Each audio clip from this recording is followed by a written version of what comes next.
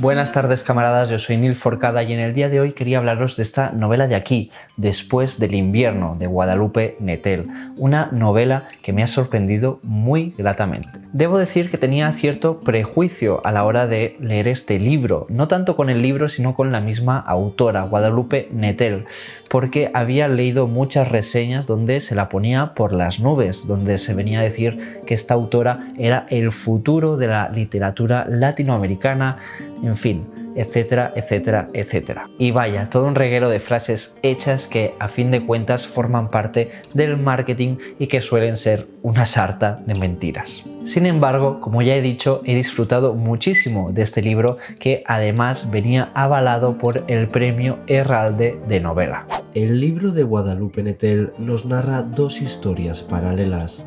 Por un lado, tenemos la trama de Claudio, un cubano que vive en Nueva York y trabaja en una editorial. Por el otro está Cecilia, que es mexicana, vive en París y es estudiante. En el pasado de él hay recuerdos de La Habana y el dolor por la pérdida de su primera novia, y en su presente la complicada relación con Ruth. En el pasado de ella hay una adolescencia difícil y en su presente la relación con Tom, un chico de salud delicada con quien comparte su afición por los cementerios. Después del invierno es una novela desgarradora que viene a retratar nuestra condición de fragilidad. En el libro de Guadalupe Nettel no hay concesiones, los personajes sufren y se doblan no por un sentido elevado, sino por la fuerza de la vida misma. El arco dramático no nos presenta una historia de redención ni de superación, sino el vaivén de unos personajes que solo son capaces de encontrar a los demás una vez han tocado fondo, cuando ya no queda nada más que una soledad desoladora. Después del invierno presenta una estructura muy simple pero muy consecuente con el tema propuesto. La novela funciona con capítulos alternos, unos nos narran la historia de Claudio y otros la de Celia. Esta estructura de tramas paralelas genera una expectativa en el lector, la sospecha de que tarde o temprano habrá un encuentro entre ambas tramas y personajes, y lo cierto es que ese encuentro se da, pero sucede en el epicentro de la novela, de modo que ambos protagonistas terminan alejándose de nuevo y regresando a sus tramas paralelas y aisladas, reforzando de este modo la sensación de aislamiento y de desencuentro. En consecuencia, el peso del libro recae sobre los personajes protagonistas. Ambos están bien construidos y perfilados, tanto uno como el otro resultan cercanos y muy consecuentes con su personalidad. Sin embargo, leyendo algunas reseñas en internet he encontrado algunos lectores que se quejaban del tratamiento que había recibido el personaje masculino, comentando que estaba escrito con cierta crueldad y poca profundidad.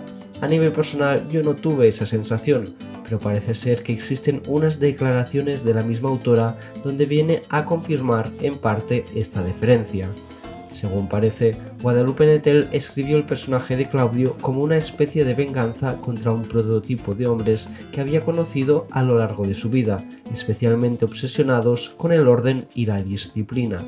Algo que se le ha criticado a Después del invierno es la repetición de ciertos tropos de la literatura latinoamericana, puesto que, finalmente, los personajes de la novela residen en Nueva York y en París, se dedican a estudiar tesis doctorales o a traducir, escenarios y actividades que ya hemos leído desde el boom de los años 60. Aunque creo que la crítica es válida y legítima, no me parece que sea grave.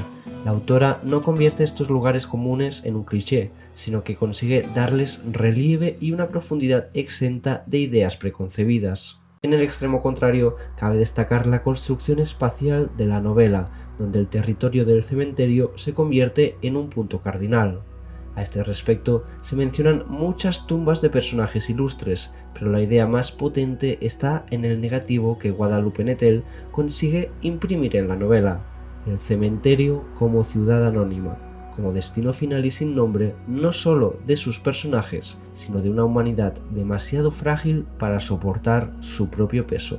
En conclusión, Después del invierno es una gran novela y debo decir que a nivel emocional me dejó muy hecho polvo. También es verdad que seguramente se debió a que lo leí en un momento de mi vida bastante convulso.